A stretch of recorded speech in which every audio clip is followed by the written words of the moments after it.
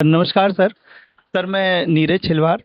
और सर अभी देखा विमर्शों पर, अस्मिता मूलक विमर्श पर, ये दलित विमर्श पर बहुत अच्छी चर्चा हुई।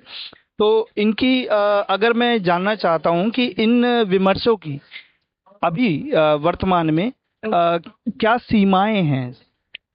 देखिए, सीमा ये है कि अभी जो साहित्य की तथाकथित मुख्य धारा है वो इन विमर्शों को स्वीकार नहीं कर रही है।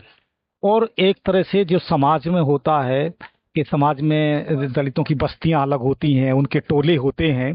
तो उसी तरह से विशेष रूप से दलित साहित्य को भी, यानी कि एक साहित्य का एक तरह का दक्षिण टोला बनाने की कोशिश की जा रही है, क्योंकि पाठ्यक्रमों में जो मुख्य धारा का जो साहित्य मेन है उसमें दलित लेखकों की रचनाओं को बहुत कम स्थान दिया जाता है। बल्कि वो एक विमर्श मूलक साहित्य करके एक अलग तरह के पाठ्यक्रम बनाए जा रहे हैं। और उन पाठ्यक्रम को बहुत कम लोग पढ़ते हैं बच्चे, और जो पढ़ते हैं तो आप सामान्यतः वो इन्हीं वर्गों के होते हैं। इस साहित्य के जो सेमिनार होते हैं, गोष्ठियां होती हैं, उनमें भी दलित विमर्शों पर बोलने वाले वो दलित लेखक या वही वो वक्ता लोग वही होते हैं। तो इसमें साहित्य को समावेशी होना चाहिए, समाज को समावेशी होना चाहिए। और ये समावेशी तब होगा जब ये इस तरह का ये जो टोला बनाने की कोशिश है जब ये खंडित होगी। तो इसको थोड़ा सा आगे बढ़ के देखना पड़ेगा लोगों को कि किस तरह से हम साहित्य को, यदि को दलित विमर्श पर हम बात कर रहे हैं, हास्य के समाज में बात कर रहे हैं, तो सब लोग क्यों नहीं शामिल हो सकते।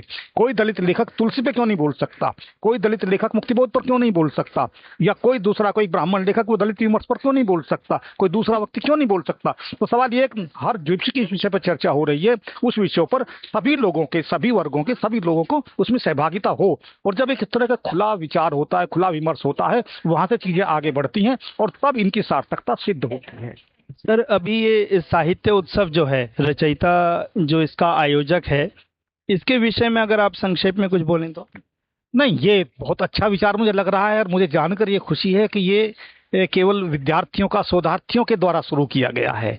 तो ये तो मैं समझता हूँ कि ये सब इस तरह का, और जिस तरह की सार्थक चर्चा पिछले साल भी किया गया था और इस बार भी विभिन्न सत्रों में दो दिन से चल रहा है, 3 दिन से, और ये चर्चा हुई है। तो मैं समझता हूँ ये तो जो बड़े बड़े साहित्य उत्सव, बड़े बड़े जो संस्थाओं द्वारा किए जाने वाले हैं, उससे कहीं ज्यादा बेहतर ढंग का प्रयास है। और ये मैं समझता हूँ कि ये कितना अच्छा प्रयास है कि जो युवा पीढ़ी है, जो आज शोधार्थी हैं, कल वो जाके शिक्षक भी बनेंगे, और वो जो प्रेरणा यहाँ से लेके जाएंगे, जो भावना लेके जाएंगे, उसमें वो मैं समझता हूँ कि एक नए समाज के निर्माण में वो बहुत बड़ी भूमिका वो लोग निभाएंगे।